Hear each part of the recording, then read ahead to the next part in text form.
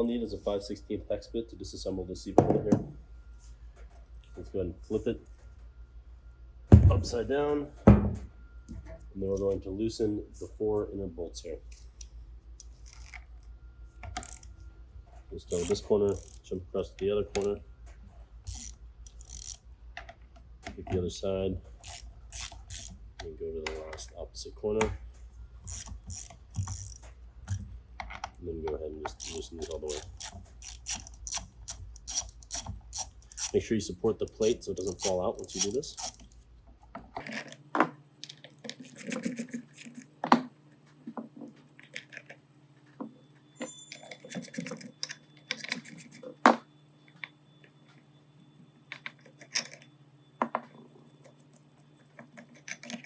Okay, and then slide your piping plate over there.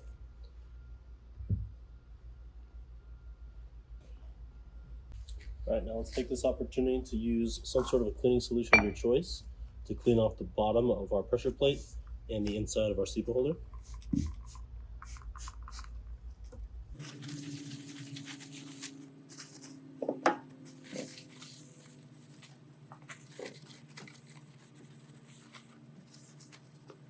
All right, now our SEPA holder tends to build up residue at the interface between the disc and the bore within the base. So what we're going to do is we're going to hook up our hand pump, and we're just going to pump it until just the top portion above the O-ring is exposed, and then we can clean it.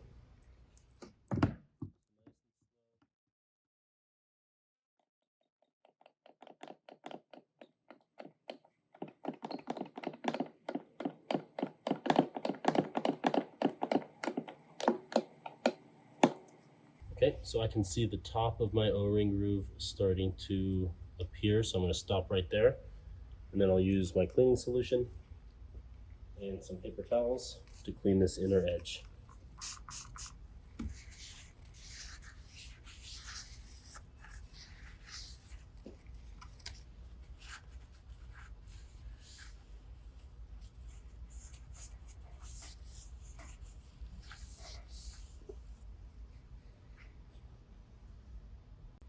Once you're done cleaning, relieve the pressure. And then you're going to push your cylinder back into the disc, back into the base.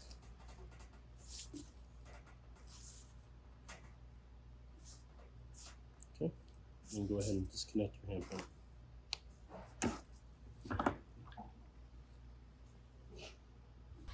All right, now we can flip our SEPA holder back upside down. And then we're going to hold our clamping plate underneath here, line up the holes, and let's thread these spring and bolt assemblies back into our base plate.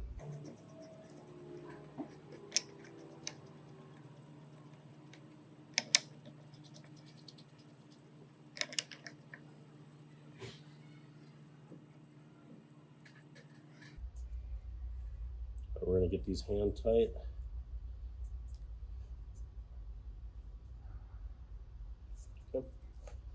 And then starting with this top corner, I'm going to go 1/2 turn. And do the same for over here. We'll go to opposite corners. 1/2 turn, 1/2 turn, back to my original corner. We'll just continue to do that until we got this fully tightened. So that one's fully tight. Fully tight.